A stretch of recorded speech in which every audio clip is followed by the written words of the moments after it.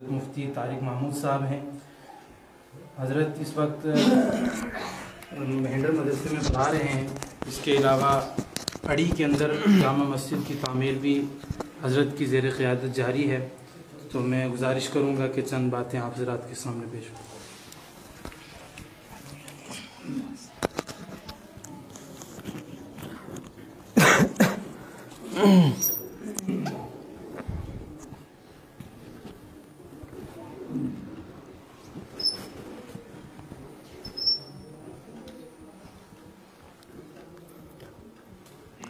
نام محمد سے دلوں کو سرور ملتا ہے، نام محمد سے دلوں کو سرور ملتا ہے، نگاہ فکر کو تازہ شعور ملتا ہے۔ نصیب کیسا بھی ہو واسطہ احمد کا دے کے، نصیب کیسا بھی ہو وسیلہ محمد کا دے کے، خدا سے جو بھی مانگو ضرور ملتا ہے۔ میرے واجب الاحترام بزرگوں، بھائیوں اور دوستوں، اور مسلک اہل السنت والجماعت کے ساتھ تعلق رکھنے والے غیور سنی نوجوان بزرگوں اور دوستوں، میں نے ابھی آپ کے سامنے جو آیت کریمہ تلاوت کی ہے، اس آیت کے اندر اللہ تبارک و تعالی تین چیزیں بیان کر رہے ہیں جو مجھے آپ کے سامنے اختصار کے ساتھ بیان کرنی ہے۔ نمبر ایک، جس پیغمبر کا ہم نے کلمہ پڑھا ہے اس کا نام کیا ہے۔ نمبر دو، جس پیغمبر کا ہم نے کلمہ پڑھا ہے اس کا کام کیا ہے۔ نمبر تین، جس پیغمبر کا ہم نے کلمہ پڑھا ہے اس کا مقام کیا ہے۔ پہلے میں تھوڑی سی تمہید بیان کروں گا۔ مجھ سے پہلے میرے ایک عزیز دوست اور ایک ساتھی نے یہ بیان کیا تھا کہ حضرت محمد الرسول اللہ صلی اللہ علیہ وسلم وجہ تخلیق کائنات ہیں۔ کسی کے ذہن میں یہ آ سکتا ہے کہ قرآن کہتا ہے وَمَا خَلَقْتُ الْجِنَّ وَالْإِنسَ إِلَّا لِيَعْبُدُونَ، کہ میں نے جنات اور انسانوں کو اپنی عبادت کے لیے پیدا کیا ہے۔ اور آج ہم نے یہ سنا کہ حضرت محمد الرسول اللہ صلی اللہ علیہ وسلم کی وجہ سے کائنات بنی ہے۔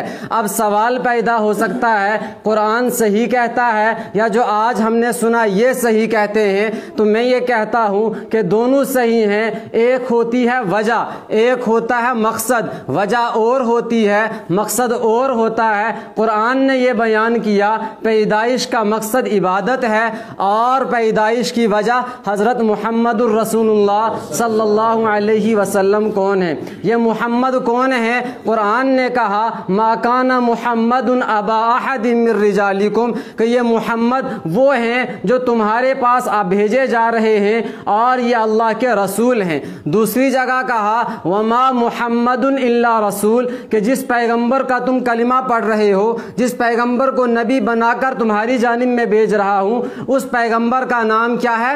محمد صلی اللہ علیہ وسلم۔ ایک نام محمد میں نے کہا تھا کہ نام محمد سے دلوں کو سرور ملتا ہے، نام محمد سے دلوں کو سرور ملتا ہے۔ توجہ کرنا، ہم جب محمد کہتے ہیں، اب یہ جو محمد نام ہے یہ ایک ایسا پیارا اور میٹھا نام ہے۔ یہ نام رکھا کس نے ہے؟ جب حضرت محمد الرسول اللہ صلی اللہ علیہ وسلم اپنی ماں حضرت آمنہ کے بطن سے تولد پذیر ہوتے ہیں، پیدا ہوتے ہیں، جب ان کی ولادت ہوتی ہے، جب میلاد مبارک ہوتا ہے، تو ان کی میلاد کے بعد، ان کی پیدائش کے بعد باری آتی ہے آپ کا نام رکھنے کی۔ کتابوں کے اندر لکھا ہے کہ آپ کے دادا عبد المطلب آتے ہیں اور کہتے ہیں کہ جب حضور کے چہرے کو دیکھتے ہیں، حضور کے مکھڑے کو دیکھتے ہیں، تو کہتے ہیں کہ ان کا نام محمد رکھنا ہے، ان کا نام محمد ہے۔ عرب والوں نے پوچھا کہ یار محمد نام کا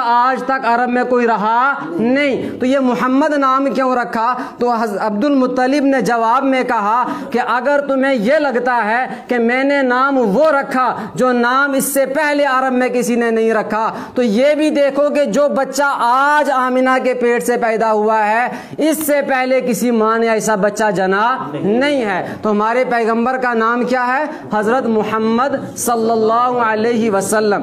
دوسرا اس آیت کے اندر فرمایا بہت اختصار کے ساتھ وَلَٰكِن رسول اللہ، کہ آپ کا کام کیا تھا؟ فرمایا آپ کا کام تھا رسالت۔ رسالت کا کیا مطلب ہے؟ قرآن کریم فرماتے ہیں یا ایوہن، کہ اے اللہ کے نبی صلی اللہ علیہ وسلم بلغ ما انزل الیک، کہ جو دین اللہ کی جانب سے نازل کیا جا رہا ہے، اللہ تعالیٰ جس دین کو نازل کر رہے ہیں وہ دین آگے لوگوں تک پہنچانا ہے۔ اور اس دین کے پہنچانے کا مطلب کیا ہوتا ہے کہ جیسا دین اللہ دے رہے ہیں ویسا ہی دین آگے لوگوں تک پہنچانا ہے، اس کے اندر کوئی کمی بھی نہیں کرنی ہے، کوئی اضافہ بھی نہیں کرنا ہے۔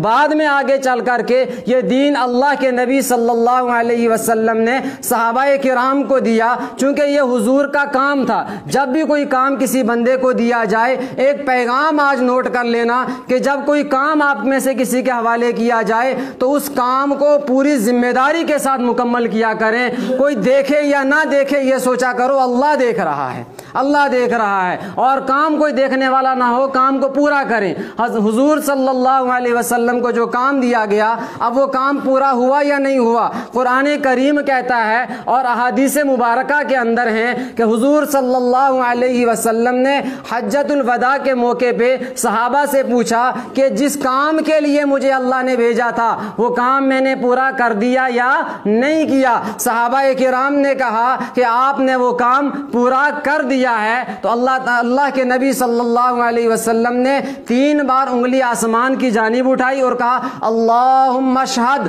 اللہم اشہد، اللہم اشہد، اے اللہ آپ گواہ رہنا کہ ان لوگوں ان صحابہ نے آج یہ گواہی دے دی ہے کہ جو دین ہم تک پہنچا ہے وہ دین مکمل پہنچا دیا گیا ہے۔ اور آگے اس صحابہ کرام نے یہ دین آگے اپنے شاگردوں تک پہنچایا۔ ان شاگردوں میں سے ایک شاگرد امام اعظم ابو حنیفہ رحمہ اللہ نے اس دین کو لکھ کر کے امت کے سامنے پیش کر دیا ہے۔ اور بھی صحابہ کے شاگرد ہیں، لیکن یہ دین کیسے پیش کیا ہے؟ ایک صحابی کے بارے میں آتا ہے وہ مسجد میں گئے اور مسجد میں ایک کام دیکھا، اور وہ کام ایسا تھا کہ انہوں نے حضور کو ایسا کرتے ہوئے نہیں دیکھا تھا۔ تو انہوں نے یہ کہا کہ ان لوگوں کو مسجد سے نکال دو کہ یہ ایسا کام کر رہے ہیں جو میرے نبی صلی اللہ علیہ وسلم نے نہیں کیا ہے۔ تو جو دین اللہ کے نبی نے ہم کو دیا ہے الیوم اکملت لکم دینکم واتممت علیکم نعمتی ورضیت لکم الاسلام دینا، کے ذریعے اللہ نے جس دین کے مکمل ہونے کا اعلان کیا ہے، جب تک ہم کامل اور مکمل طریقے پر اس دین پر نہیں چلیں گے ہم یہ نہیں کہہ سکتے ہیں کہ ہم عاشق رسول ہیں۔ ہم تبھی سچے عشق کا دعویٰ کر سکتے ہیں جب ایک چھوٹی سی حدیث پڑھ کر کے میں اپنی بات کو ختم کروں گا کہ حدیث میں آتا ہے، آپ نے وہ حدیث سنی ہوگی کہ اللہ کے نبی صلی اللہ علیہ وسلم نے فرمایا لا یؤمن احدکم حتی اکون احب الیہ من والدہ وولدہ والناس اجمعین، کہ تم میں سے کوئی شخص تب تک سچا مومن نہیں ہو سکتا، پکا مومن نہیں ہو سکتا جب تک وہ مجھ سے اتنی محبت نہ کرے اور سب سے زیادہ محبت نہ کرے، اپنے والد سے بھی زیادہ، اپنی اولاد سے بھی زیادہ اور لوگوں سے بھی زیادہ۔ کیا مطلب ہے اس کا؟ شارٹ میں مطلب بتاؤں گا پھر بات کو ختم کروں گا۔ اس کا مطلب یہ ہے کہ ایک جانب میں جب بھی کوئی کام آ جائے، شادی آ جائے، بیاہ آ جائے، کوئی خوشی آ جائے، کوئی غمی آ جائے، کوئی بھی موقع آ جائے، اور ایک جانب میں والد صاحب کہیں کہ یار بیٹا ایسا کر لو، ایک جانب میں والدہ آئے، والدہ کہیں کہ ایسا کر لو، ایک جانب میں اولاد آئے، اولاد کہے کہ آج خوشی کا موقع ہے، آج ڈھول باجے ہونے چاہیے، ایک جانب میں لوگ آ جائیں، لوگ کہیں کہ یار تمہارے والد کا انتقال ہو گیا ہے، تم فلاں کام کیوں نہیں کرتے ہو، ایک جانب میں کوئی آ جائے، ایک جانب میں لوگ آ جائیں، ایک جانب میں خاندان آ جائے، لیکن جب ایک جانب میں آ جائے محمد الرسول اللہ صلی اللہ علیہ وسلم کا طریقہ آ جائے، فرمان آ جائے، تو آپ کہہ دو ابا جان آپ کا احترام سر آنکھوں پر، امی جان آپ کا احترام سر آنکھوں پر، بیٹو تمہاری خواہش اپنی جگہ پہ، لیکن اس وقت جب میں بات مانوں گا تو محمد الرسول اللہ صلی اللہ علیہ وسلم کی مانوں گا۔ اللہ کرے کہ اللہ تعالی ہم سب کے دلوں میں حضور کی وہ محبت پیدا کر دے، وہ عشق پیدا کر دے کہ جس عشق کے نتیجے میں ہم حضور صلی اللہ علیہ وسلم کے سچے غلام بن جائیں، اپنی تمام خواہشات کو، اپنے تمام جذبات کو حضور کے دین پر قربان کرنے کے لیے تیار ہو جائیں، کہ ہم یہ کہیں کہ غلامی رسول میں حضور کی ہر اتباع منظور ہے، ہر کام کے اندر اتباع منظور ہے۔ وآخر